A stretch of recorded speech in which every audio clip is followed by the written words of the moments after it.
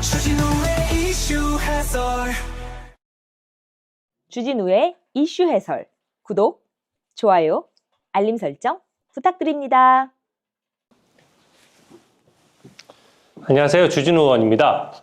오늘 이재명 공직선거법 위반 사건 속보가 쏟아지고 있습니다. 대법원 2부에 배당됐다는 속보에 이어서 또 갑자기 전원합의체에 회부됐다는 보도가 이어졌고요.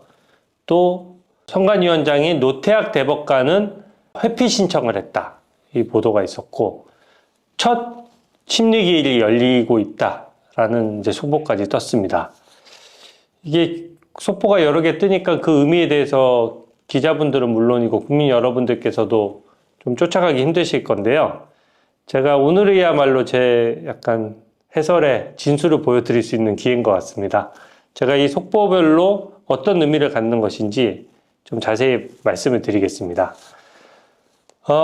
대법원에서 전원합의체 회부한다는 것은요, 기본적으로 신속히 하겠다는 의미가 지금 굉장히 포함되어 있는 것입니다. 이게 왜 그러냐면요. 일부 언론에서는 아마 이재명 후보가 대통령이 됐으면 은근히 바라는 언론에서는 이게 633 원칙 때문에 3개월 내에 대법원 판결이 있어야 되는데 6월 26일이 3개월째 되는 거니까 그 전에 이제 대선 전에는 선고가 어려울 것이다. 이런 식으로 제목을 뽑은 언론도 있더라고요. 저는 엄청 편향된 제목이에요. 전혀 그렇지 않죠. 3개월 내에 하겠다는 것은 3개월을 채우겠다는 의미가 아닙니다. 그 윤석열 대통령 탄핵 재판 때 180일 이내에 하라고 했지만 실제 180일 다 채웠습니까? 안 채웠죠. 빨리 신속히 하지 않았습니까? 최대 3개월을 넘기지 말라는 뜻이지 이론적으로 가능하면 2개월에라도 가능하다는 얘기입니다. 근데 제가 대법원에서 빨리 신속히 할 것 같다라고 지금 오전에도 영상을 찍어드린 이유가 뭐냐면 서울 고등에서 대법원으로 보낼 때 열흘 걸릴 걸 하루 만에 시간을 단축했고요. 이 2부에 배당한 것도 굉장히 속도가 빠릅니다.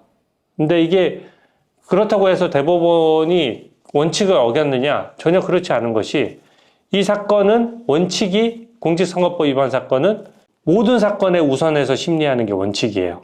왜냐하면 표를 받아서 국민의 대의기관이 돼서 이재명이 그 대선 후보로 나왔는데 그때 반칙을 해서 국회의원직이 날아가느냐 날아가지 않느냐 이 문제가 생긴 거지 않습니까?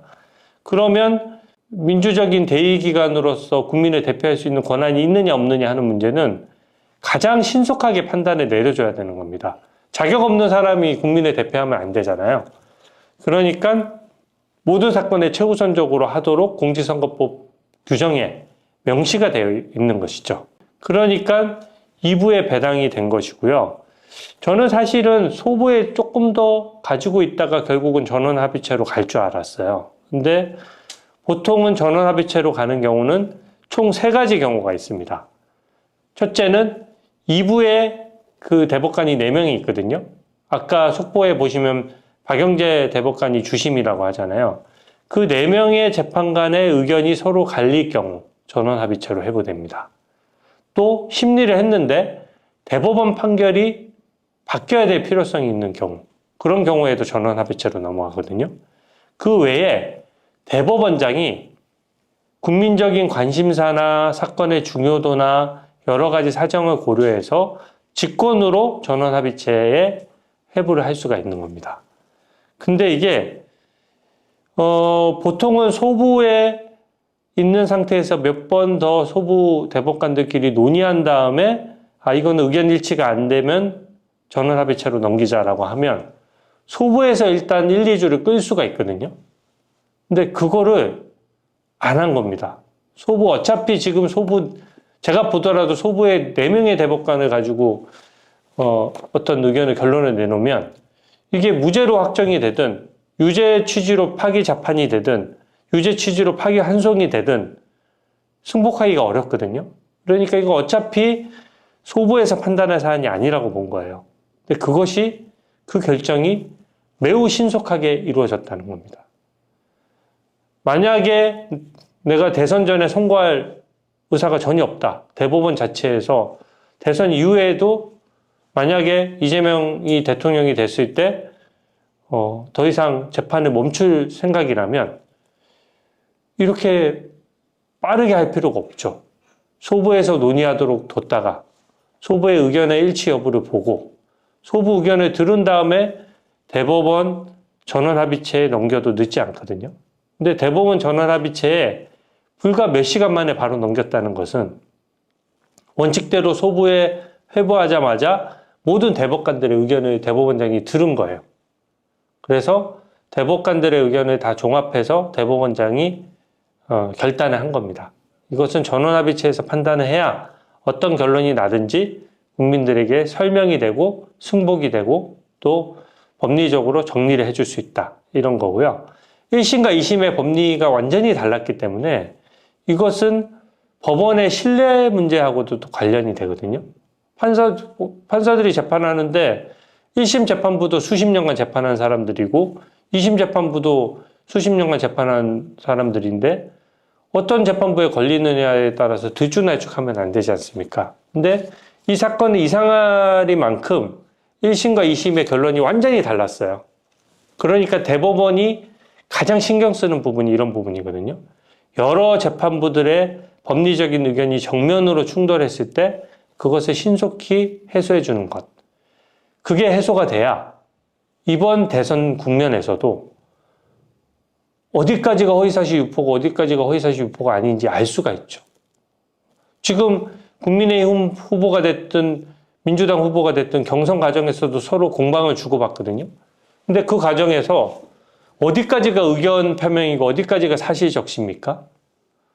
저는 구분을 못하겠어요. 2심 재판부가 판결했던 무죄 판결의 가장 큰 문제점은 뭐냐면 첫 번째, 어느 누구도 예상 못했다. 그런 이유로 무죄를 선고할 리는 차라리 사실관계가 뭐 다르게 판단했으면 사실 인정의 문제니까 우리가 그걸 또 다르게 따져볼 수 있는데 이거는 1심과 2심의 사실관계가 동일하다라고 보면서 법리적으로 이재명 대표가 국토부가 시켜서 어쩔 수 없이 한 거예요.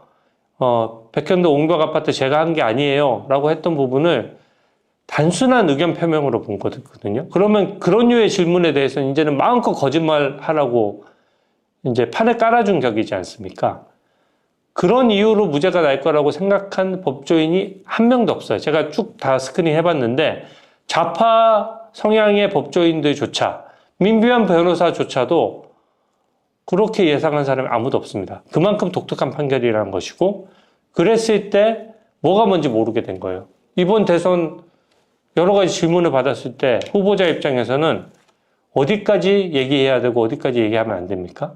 뭐는 거짓말을 해도 되고 뭐는 거짓말을 하면 안 되나요? 이게 누구도 이것을 알기 쉽게 국민들 10명에게 설명하면 10명 다 이해가 되게 후보자를 10명을 모아놓고 후보자 10명한테 브리핑했을 때 나는 이런 말을 하면 안 되는구나 이런 말은 해도 되는구나 라고 머릿속에 딱 박힐 정도로 기준이 명확해야 되는데 그 기준을 완전히 흐트러뜨려 버린 거예요. 그렇기 때문에 2심 판결이 뒤집힐 가능성이 높다는 것이고 1, 2심이 들쭉날쭉하기 때문에 이것은 빨리 대법원에서 정리해 주지 않으면 이번 대선판도 완전 거짓말판이 되는 겁니다. 그래서 그런 고민 때문에 저는 대법원에서 저는 합의체로 즉시 회부했다라고 보는 거고요. 전원 합의체 회부한 속도가 되게 중요해요. 바로 했지 않습니까? 소부에 가자마자 며칠 지켜본 게 아니라 바로 했어요. 그러니까 시간 낭비를 하루도 하지 않겠다라는 의지를 표명한 것이고 또 오늘 제가 이거 영상을 찍으려고 시작하다 보니까 방금 또 속보가 떴습니다. 심리기를 바로 시작한 거예요. 그러니까 이게 법에 맞는 처리죠. 제가 그때 누누이 강조했지만 모든 대법원의 계류 중인 수천 수만 건의 사건 중에서 공직선거법상 이 사건을 최우선적으로 심리해야 됩니다. 그 원칙을 지킨 거예요. 대법원의 다른 사건 재판을 먼저 하면 반칙이에요. 다른 하던 사건도 다 멈추고 왜 우리가 2심 재판부 때 무죄가 선고됐지만 2심 재판부도 나 다른 사건 배당받지 않을게. 이 사건 먼저 한다라고 선포했지 않습니까? 그런 것처럼 대법원도 다른 사건에 최우선적으로 해서 이 사건을 제일 먼저 심리하는 것에 대해서 정당성도 있고 그게 공직선거법 규정을 딱 지키는 길이죠. 법과 원칙에 따라 하고 있는 겁니다. 그래서 이 전압 회부의 속도로 봤을 때는 최우선적으로 심리하겠다. 그리고 오늘 심리하게 되면 몇 가지 쟁점으로 나뉠 거예요. 그래서 몇 가지 쟁점에 대해서 추가 심리를 한두 번 더 할 수는 있겠죠. 근데 추가 심리를 하게 되면 지금 오히려 5월을 넘어가는 게 이제 이상해졌습니다. 네. 제가 오전에 영상을 찍을 때는 5월 중에 선거 가능성이 매우 높다라고 했는데 그것은 소부에서 시간을 끄는 것까지 계산한 거거든요. 근데 소부에서 시간 끄는 게 없어졌다라고 하면 아무리 복잡한 사건이더라도 이거는 사실관계가 동일하기 때문에 법리 판단만 하는 거니까 이 법원 판례에 대해서 각자 대법관들이 어느 판단이 맞는지를 OX를 하면 되는 문제거든요. 그러면 결국 심리기를 많이 연다고 하더라도 2번, 3번? 그 정도면 충분하고 정말 많이 열어도 4번 정도인 거죠. 그러면 대통령 탄핵재판 때 어떻게 했습니까? 헌법재판소에서 일주일에 2번씩 재판 열었지 않습니까? 그러면 대법원에서도 일주일에 2번 정도 심리를 연다면 2주 만에라도 심리가 끝날 수가 있는 겁니다. 그러면 선고가 가능한 상태가 되는 것이고 그러면 5월 중순 전에 선고가 가능하고 더 당겨질 가능성도 있는 것이요. 법리적인 견해가 딱 봤을 때 저는 2심 판결이 말도 안 된다고 생각하거든요. 근데 거기에 대해서 저처럼 생각하는 대법관들이 많으면 굳이 심리를 질질 끌 이유가 없는 거예요. 나는 결론 정했어. 이건 내 법리가 명확해. 라고 하면 그 사람들은, 그 대법관들은 자기 견해를 표명해서 전원합의체 같은 경우에는 다수결로 결정을 하기 때문에 다수결에 의해 가지고 결정이 이루어지면 그게 곧 판결이 되는 겁니다. 그래서 이 부분에 대해서는 굉장히 빨리 선고될 가능성이 높아졌고 그래야 대선에 덜 개입하는 일이 되기도 합니다. 왜냐하면 너무 대선에 임박해서 이재명 피고인에 대해서 유죄라고 해버리면 민주당에서 새로운 후보를 뽑을 시간조차 없어졌지 않습니까? 지금은 민주당 입장에서도 대법원 선고라는 아주 중요한 변수가 생기면서 이재명 1급 체제가 오히려 이 장점으로 작용하는 게 아니라 단점으로도 작용될 수 있는 그런 국면에 이른 것입니다. 이게 기록 검토 시간이 많이 오래 걸리지 않느냐 이걸 우려하시는 분들도 있을 텐데 이것은 제가 말씀드렸지만 증거관계를 다 동일하게 봤어요. 1심, 2심이. 그리고 사실관계도 다 동일하게 인정했기 때문에 이 1심, 2심의 판결문 중에서 사실관계를 인정한 판결문의 쪽수가 한 10페이지를 안 넘을 겁니다. 그 사실관계는 대법원도 그대로 받아들이는 거예요. 이런 사실관계가 인정된다라고 봤을 때 그 사실관계의 토대하에서 이것은 선거 때 후보자가 이렇게 해도 돼, 안 돼? 이게 공직선거법 위반이야, 아니야? 유죄야, 무죄야? 이것만 판단하면 되는 거거든요. 그래서 이 부분은 기록 검토 시간도 오래 걸리지 않는다. 그래서 법리적인 쟁점이 있더라도 서너 차례 정도 심리가 열릴 것이다. 그렇게 저는 보고 있고요. 첫 합의기일이 오늘이니까 그러면 다음 심리기일도 최우선적으로 심리하려고 하면 오늘이 화요일이지 않습니까?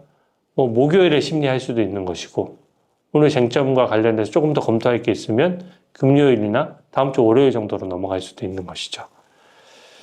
그 와중에 그 중앙선관위원장을 겸하는 노태학 대법관이 회피 신청을 했다는 보도가 있었습니다. 이것은 저는 그냥 이 판결이 뒤집혀야 된다고 생각하는 제 입장에서 너무 당연한 수순이고 나쁠 게 없다라고 생각합니다. 너무 당연해요. 중앙선관위원장은 선거를 관리하는 최고 책임자인데 거기에 대해서 선거법 위반이 되니 안 되니를 본인이 들어가서 판단을 하게 되면 이게 좀 이해 충돌 문제가 생기거든요. 그러니까 중앙선관위원장이 원래 대법관을 겸하면서 중앙선관위도 비상근으로 하고 또 대법관으로서 판결도 참여하거든요. 근데 공직선거법 위반 사건은 전통적으로 이해충돌 문제 때문에 회피를 해왔죠. 근데 그러면 천대엽 법원행정처장은 행정을 하느라고 지금 판결에는 관여 못하니까 대법원장 포함 13명의 대법관이 있는 것인데 노태학 대법관은 이제는 참여를 못하는 겁니다. 제가 대법관별로 뭔가 이념성을 평가하지는 않겠습니다. 그게 법치주의상 그렇게 뭔가를 재판관 개인을 분석한다는 것이 좀 어떻게 보면 법치주의에는 좀 맞지 않거든요. 근데 단순히 좀 걱정하시는 분들이 많아요. 또 우리법연구회, 인권법연구원 출신의 편향된 대법관들이 또 이상한 판단하는 거 아니야? 라고 하는데 그 점은 그냥 단순한 통계로서 제가 말씀드리면 문재인 정부 때 임명했던 대법관은 3명만 남아 있었는데 노태학 대법관도 포함되어 있거든요.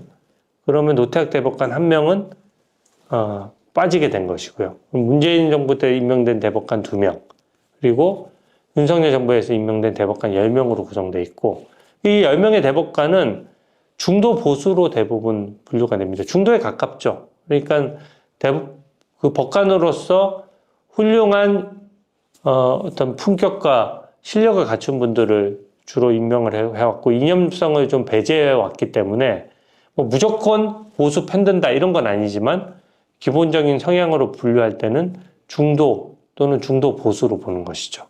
그래서 저는 우리나라 법치주의가 이 건강한 법치주의라는 게 그런 거거든요.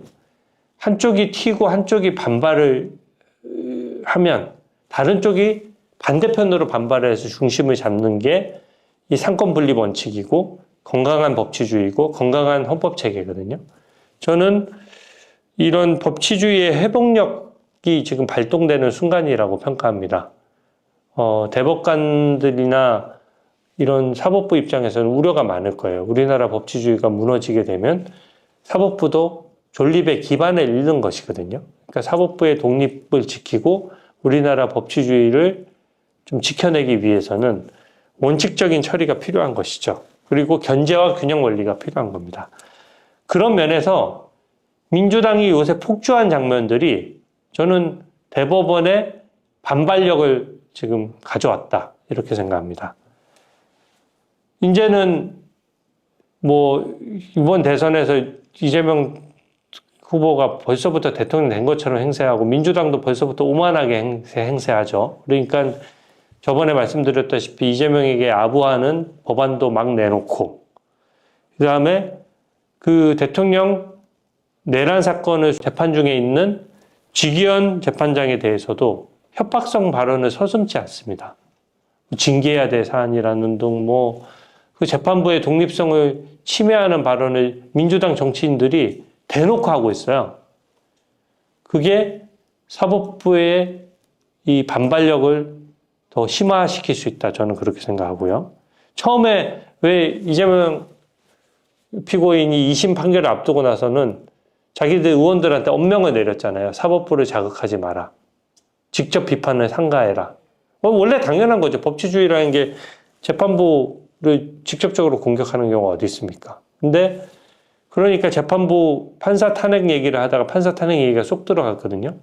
이제 또 스물스물 기어 나오는 거예요. 그러니까 뭐 버릇 못 고친다고 자기들 원래 하던 대로 오만한 태도가 나오는 것이죠. 그러니까 입법 권력이 사법 권력도 우습게 알고 행정 권력도 막 침탈하는 모습을 보면 이게 상권 분립이 무너지겠다 싶으니까 대법원에서 더 원칙주의를 불러일으킨 측면이 있는 거고요.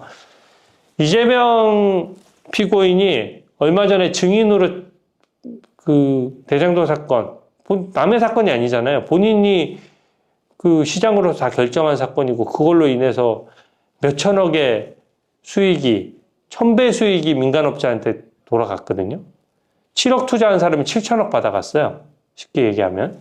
근데 그 사건의 증인으로 나오라고 했더니 그냥 과태료만 500만 원 내고 안 나와버려요. 일반 국민들은 그렇게 할 수가 없죠. 과태료 내고 안 나오면 실제 법원에서 강제 구인할 수도 있거든요. 근데 이재명이 국회의원으로서 불체포 특권이 있으니까 본인들 방탄을 이용할 수 있으니까 그 재판부에서 증인으로 강제 소환하는 거를 포기해버렸어요. 대법원 입장에서 엄청 불편했을 겁니다. 일반 국민들은 증인으로 나오라고 하면서 권력자는 증인에서 빼주는 경우이거든요. 그리고 어제 있었던 이재명의 측근 정진상이 1억 원이 넘는 뇌물 받은 혐의 등으로 재판을 받고 있는데 치과 치료를 받는다고 재판에 안 나왔어요. 치과 치료 하루 앞당기면 안 됩니까? 그리고 일반 국민들이 그렇게 하나요? 그렇게 안 하거든요. 그러니까 이제 이재명이 대통령 된다 싶으니까 이 측근들도 그때 보면은 굉장히 오만해지는 거죠. 나 어떻게 하겠어? 뭐 안 되면 우리 이재명 형님이 나 사면시켜 주겠지. 사법부도 우리 이제 소나기에 지는 거야. 이렇게 생각하니까 이렇게 오만한 모습이 나오는 건데, 이 또한 어떤 뇌물 받은 피고인이 치과 간다고 재판에 안 나옵니까? 이제 그러면은 모든 국민들도 그냥 시간 날 때 가서 재판 받으면 되죠, 뭐. 네, 사법부는 서비스 기관은 아닙니다. 국민들에게 친절하게 해야 하고 겸손해야 하지만, 네, 추상 같은 엄정함도 있어야 되는 거거든요. 법과 원칙이 무너지면 이재명과 그 측근인 정진상은 그냥 재판 받고 싶으면 받고 안 받고 싶으면 안 받고, 일반 국민들은 재판정에 무조건 나와라? 그 설득력을 갖기 어렵게 되니까 그 부분도 역시 대법원의 반발을 살 수 있는 부분이고요. 이게 지금 아까 얘기했다시피 헌재가 일주일에 2번씩 재판을 진행한 것도 굉장히 이례적이고 했었는데, 이것은 더 부담이 없어요. 재판받는 당사자인 이재명이 나올 필요도 없습니다. 대법원은 대법관들 시간만 되면 일주일에 4번을 해도 돼요. 최우선적으로 심리하는 것이기 때문에 4번을 하더라도 이재명 피고인이 뭐 경선 후보로 돌아다녀도 나올 필요도 조차 없는 겁니다. 그래서 이 부분에 헌재에서 막 재판을 서둘렀던 측면이 있기 때문에 대법원이 재판을 신속히 하더라도 거기에 대해서 민주당이 더 왜 이렇게 편파적으로 빨리 하느냐 이런 말을 할 수가 없는 거죠. 이게 작용 반작용 같은 거거든요. 사람들은 이 파기 자판 얘기를 제가 처음 꺼내 들었을 때 파기 자판 가능성 별로 없다라고 합니다. 저도 파기 자판 최근에 거의 이루어지지 않은 것을 알고 있죠. 대법원의 사건이 많기 때문에 직접 판단하기에는 사건이 너무 많아서 그런 거거든요. 근데 요건상으로는 1심, 2심에서의 증거가 충분한 경우에 파기 자판 할 수가 있습니다. 법률상 가능한 거예요. 근데 이게 뭐랑 연결되느냐면요. 헌법재판소에서 이번에 한덕수 대행에 대해서 효력 정지 가처분이라는 걸 통해서 대통령 권한대행이 대통령의 권한을 행사해서 헌법재판관을 지명했는데, 그것을 별것도 아닌 사건으로 트집 잡다시피 해가지고 그것을 가처분을 했잖아요. 그게 헌정사상 그렇게 그 헌법재판소가 대통령 권한 행사를 막아선 것이 헌정사상 최초입니다. 그리고 헌법재판소가 가처분을 통해서 자기 심리규칙을 한 차례 가처분을 통해서 정지를 시킨 경우가 있는데, 이진숙 반통위원장 사례에서요. 근데 이번처럼 적극적으로 다른 기관을 직접적으로 통제한 경우가 헌정사상 수십 년간 최초의 일이에요, 이게. 왜 파기자판만 최근에 전례가 없다는 것을 중시해야 됩니까? 헌재가 가처분하듯이 판단하면요, 파기자판 충분히 가능해요. 왜 헌재는 가처분을 통해서 대통령 권한을 막아설 수 있고, 이 중요한 대선 국면에서 어떤 국민의 혼란을 막고 정확하게 이재명 피고인한테 책임이 있잖아요. 1심을 2년 2개월 누가 끌라고 했습니까? 재판을 본인이 질질 끌었잖아요. 서류 안 받고 위헌법률심판 제청 신청까지 해가면서 재판을 질질 끌었으니 재판 끈 사람이 불이익으로 돌아가야 이게 정의에 합당한 것이거든요. 재판을 질질 끌어왔기 때문에 대법원으로서는 파기 재판을 통해서 정확하게 결론을 내려줄 수가 있는 것이죠. 그래서 저는 대법원에서 적어도 3가지 쟁점을 다뤄야 된다고 생각합니다. 유무죄 여부, 당연히 법리적으로 가려야 됩니다. 공직선거법은 판례가 딱 있어요. 전체 선거인이 받게 되는 인상을 기준으로 판단해야 됩니다. 피고인을 기준으로 판단하는 게 아니에요. 근데 분명히 당시 이재명 피고인의 거짓말로 인해서 백현도 옹벽 아파트는 국토부가 뭔가 실수를 했나 보다, 뭔가 잘못을 했나 보다, 이렇게 오해하는 국민들이 상당히 많았습니다. 그게 다 표심으로 연결될 수 있는 거거든요. 그런 점이 있어서 저는 이 부분에 법리상 유죄가 선고돼야 된다라고 생각하고요. 파기 자판 정확히 판단해야 됩니다. 파기 자판해야 될 사안이면 망설일 이유가 없습니다. 그리고 파기 환송하더라도 그 유죄 취지가 정확하게 찍히면 유죄로 확정되는 것과 마찬가지거든요. 기속력이 있어요. 여기에 반해서 항소심이 판단할 수도 없고 판단하게 되면 대법원에서 바로 깨트려 버리게 됩니다. 그래서 파기 자판이냐 파기 환송할 거냐 여부를 판단해야 되고요. 마지막으로 파기 환송에서 고법으로 내려보내더라도 최소한 대법원이 이재명이 만약에 대통령이 되면 대법원에서 확정 판결을 할 거냐 말 거냐, 고등법원에서 재판을 진행할 거냐 말 거냐에 대해서는 대법원이 답을 내려줘야 됩니다. 왜냐하면 그런 답을 안 내려주고 서울 고등법원으로 그냥 내려보내면 너무 무책임한 것이 고등법원에서 또 판단해야 되거든요. 그러면 고등법원에서 만약에 고등법원 재판부가 나는 재판이 멈추는 것 같아라고 생각해서 혹은 좀 편파적인 판단에서 재판을 멈춰버리면 대법원 입장에서는 행정지도를 할 수도 없고 구체적인 재판에 관여할 수도 없거든요. 근데 이 중요한 문제를 최고법원인 대법원이 판단해야지 왜 고등법원이 판단합니까? 그러니까 이번에 고등법원으로 파기환송을 하더라도 대법원 입장에서는 이것은 재판은 진행된다 안 된다는 것에 대해서도 중요 쟁점으로 넣어서 그 부분을 밝혀줘야죠. 그래야 이번 대선에서 국민들이 알 권리라는 거는 정치적인 표현의 자유, 정치적인 의사 표현의 자유라는 건 내가 후보자가 당선된 이후의 상황에 대해서 정확히 알고 판단해서 이 투표를 하는 거거든요. 이재명이 만약에 유죄 취지로 파기환송이 되고 재판이 멈추지 않는다면 이재명이 대통령이 되더라도 6월 중에 또다시 당선 무효가 되는 거거든요. 그럼 또다시 비용을 들여서 보궐선거를 해야 되는 거예요. 그 중요한 사실을 국민들이 모르고 어떻게 대선에서 표를 던질 수가 있겠습니까?